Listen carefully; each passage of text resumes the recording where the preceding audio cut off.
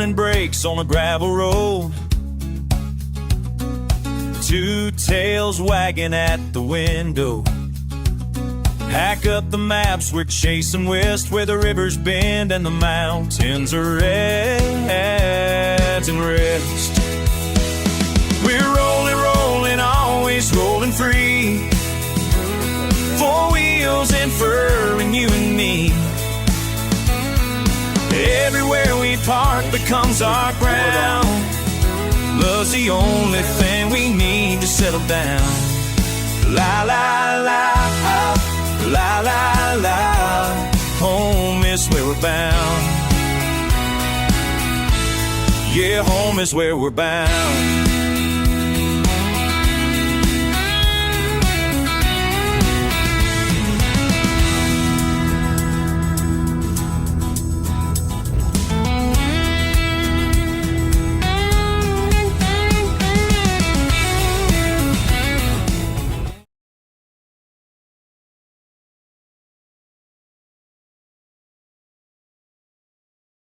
Hey, good morning, good afternoon. My name's Wesley. Welcome back to Nomadic Paws.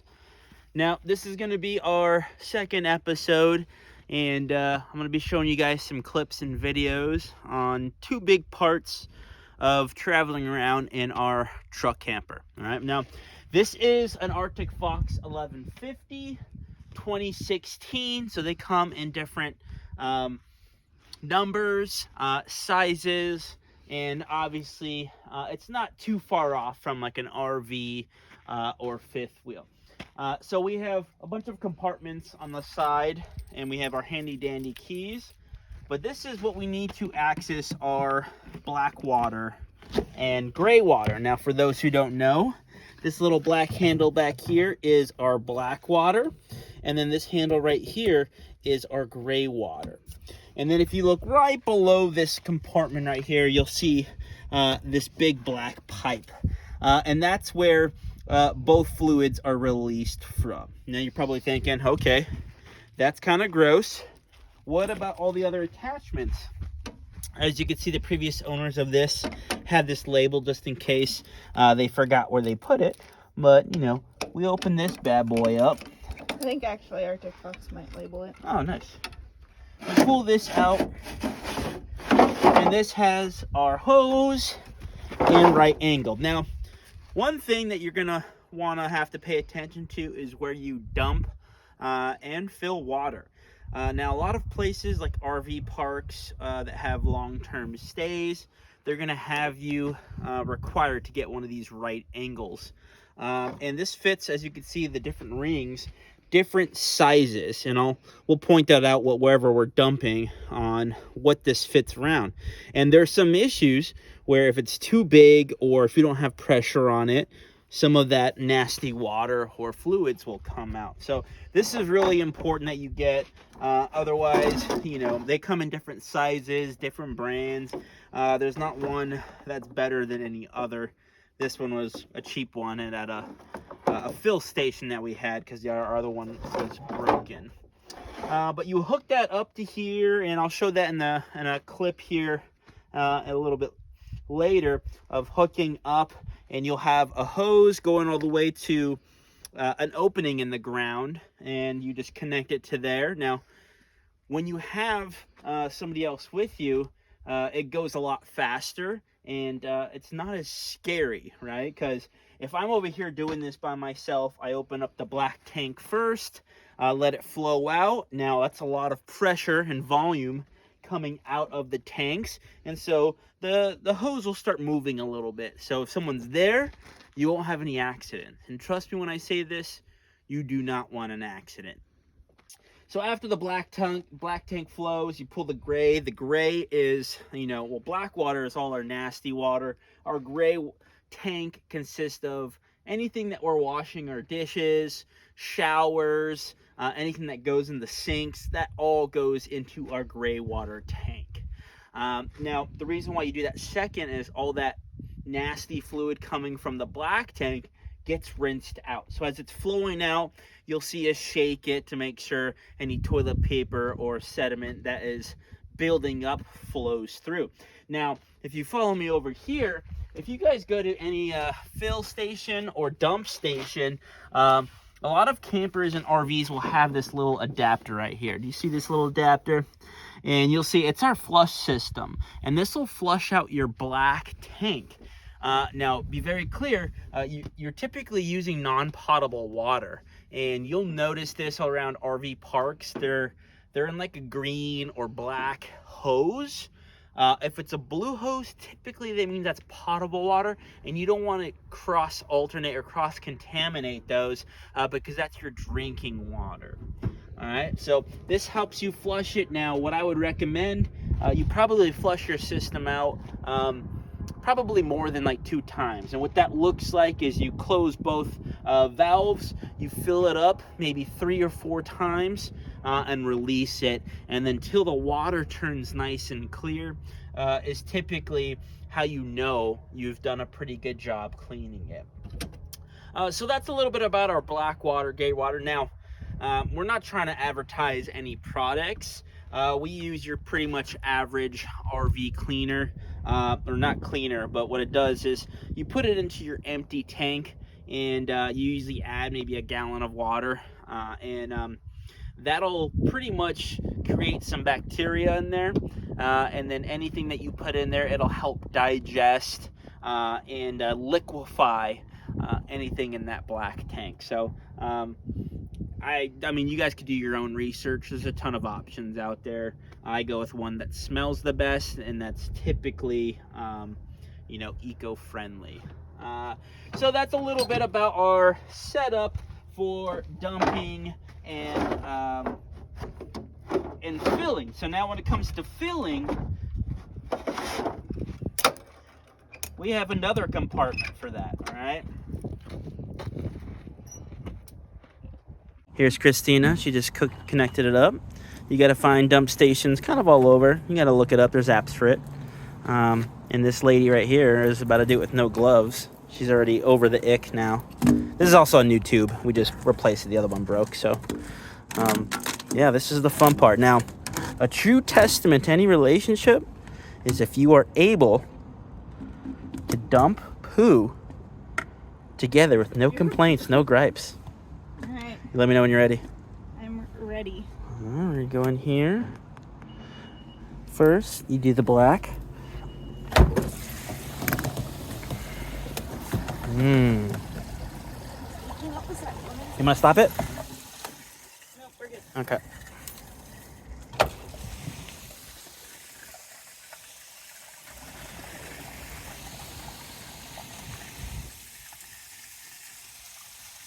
It's about a week's worth. We can go up to 2 weeks, but it's better just to dump whenever you have an opportunity. Sometimes it's free, sometimes it's not.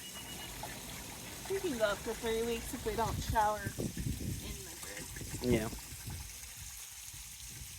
Now the reason why you guys do your black tank first is when you drop your gray tank, you know, the stuff from washing the dishes and you know, showering and stuff like that, it'll clean your hose automatically for you. And if you're lucky, see that green hose over there? You'll be able to plug that in, flush out your black tank to clear those sensors, because notoriously your sensors will always be misread because of all the buildup in your black tank. So it's really important to clean out your tanks. But yeah, this is the fun part. But after this, we're gonna get some water, which is also here, and then we're going to go to our camp spot and set up. So our filling, you're gonna need a few things. You're gonna want to get your kind of standard blue hose. You're gonna want to get, which actually the previous owner had, is one of these pressure valves, because you don't really know what the pressure is going to be at any given station, whether it's a gas station, like in Estes Park, there was an actually water fill there. Now, when we first went there, I looked like an entire noob because I set everything up, but the water pressure was too high. I was like, you know, a supermodel cleaning a car. I was just drenched, right? And that was a learning experience. So having one of these, and also, where's it at? another gauge that you can pick up on Amazon. Or am I blind? Oh, there it is. This also came with our camper, but it's just like a little regulator. This pretty much a recording how many gallons are entering into your tank, which is really important for us. You typically don't want to fill up and then drive a long distance. One, it provides extra weight to your payload, puts strain on the truck, and reduces your MPGs. So when we do, we probably put about, we have about 55 gallons, 60 gallons, not including or including our water tank heater. It's 59 gallons of fresh water. 6 of those are the hot water heater. Yeah, so this will tell you, you just press this on it, and this comes in so many variations. It tells you the water flow over a period of time. So we typically will put like 25 gallons if we're kind of doing a short stay or while we're traveling. Now, when we fill up until either accidentally overflows, or right around 50 gallons is usually a safe spot for us. And then another thing, this is a must, all right? They sell these on Amazon. Here's the brand. You guys can use a lot of other brands, but this little water filter has a little expiration. You want to put the date when you first use it, and you can read the label. It tells you how many uses or about how long in time that these will last. But this will make your water taste better, and it'll filter out any minerals that are too big or haven't been filtered out already. And these are awesome. Now, something that we've experienced is every state has a different tasting water. Now, this might be bragging a little bit. Colorado has some of the best tap water I've ever had in my life. All right. And California wasn't entirely awful when I was in the military. But now that us being here in Arizona, for those, this isn't an attack on Arizona. Those who have been living here or drink the tap water know it tastes kind of dense and not like crystal clear or light. It tastes kind of heavy. So it could gross out a lot of people, but I mean, I'm drinking stuff. I mean, I grew up in the 90s, so I drink water out of a hose back in the day. So Arizona water is a little different, but those filters definitely help out. Now, if you want to follow me over here, this is where we actually put our water in. So with that connection, the regulator, everything else like that, you open this bad boy and you open it up and you drop it in there. Now, this is really important. This is where the different hoses come into hand. You want to keep this clear of any cross-contamination, all right? Because this is where all your water goes, this reservoir right here of where all your fresh water goes. And then, of course, we have our water heater. Since we're giving you a full layout, I just replaced this, but the ano rod probably needs to be replaced once a year. Now, this is an aluminum one. They also have a magnesium one. There's a difference. Just do your research. Anything that you see on any of our videos, feel free to ask questions, and we'd be more than happy to answer. But yeah, every fill station looks different. It can look like a regular water spigot or like the one in Estes Park. You'll have this big old screen, has all kinds of buttons and multiple valves you have to switch it for. And you have to remember to switch it over to the hose. She's smirking right now because there's been several instances where she didn't switch it over to the hose. So anybody that's seen those big water tankers that deliver water to the houses up in the mountains, those are filled up from the back of the truck up top. So you have this massive hose that drops a bunch of water. Well, she didn't switch it over a few times, and, well, we got a little wet, all right? A little water didn't hurt anybody, but a lot of water could drown somebody. But we learned. So that's a little bit about our water. There's going to be another video that I'm going to be showing here later in this clip that kind of goes over what the water station looks like. Now, what's the app that you use that shows where water is at? Is that Overlander as well? Yeah, that's Overlander. Here in Arizona and New Mexico, we've seen like a lot of free water at gas stations that are potable. So that app has really been handy in finding those spots. Yeah. So that's the video we have. We don't have a video from Estes Park because they have like an actual water station. Yeah, water fill-up stations that commercial vehicles use and RV and truck campers use as well.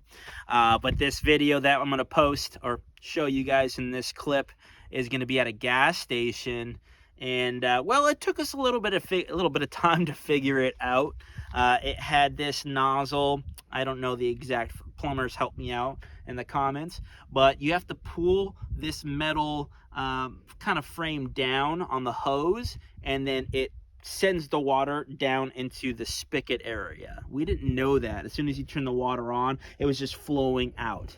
But I'm a visual person, so you'll guys see it in the video. But you have to hold it in order to reroute the water out the proper spigot spout. Luckily, somebody in the comments of where we found it showed me that, like, had a picture with an arrow down and everything. So I eventually learned, but it did take us quite a bit of time. Yeah, it sure did. We took turns though. So we're here at the Mavericks in Cottonwood, and you're gonna run into things like this. You definitely want to have a variety of nozzles, but in this instance, you have to hold down that little thing where her left hand is, or right hand, pull it down to have the water flow through. So it took us about 15 minutes to figure that out. But yeah, here we are. Also, if you guys are liking these videos, if we get 10 followers anytime soon, I'm gonna do a mystery dice reveal. All right, we're on a budget. Of course, you know, we have more important things to buy than dice, which you'll find out. We got another video coming up about some of our D&D. For those nerds out there, we have a ongoing D&D session that we just started with a group of amazing people. But we'll kind of show you some clips of that, what that looks like. It's all online now. We don't do it in person unless we're back in Colorado. But yeah, if we get 10 followers, I get to buy some mystery dice. All right, so I'll reveal that if we get some followers. But for right now, I'm just gonna play some of those clips and you guys enjoy. And of course, my name's Wesley. This is Nomadic Paws, and we look forward to showing you guys our next video. So stay tuned.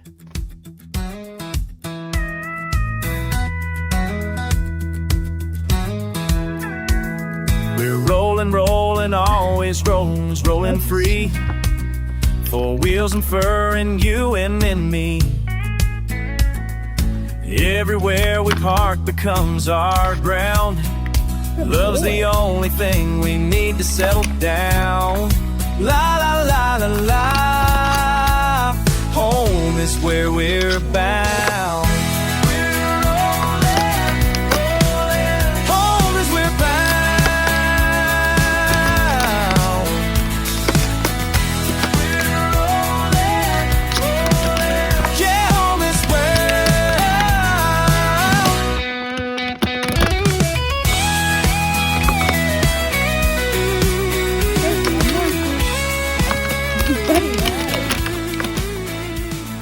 Good boy.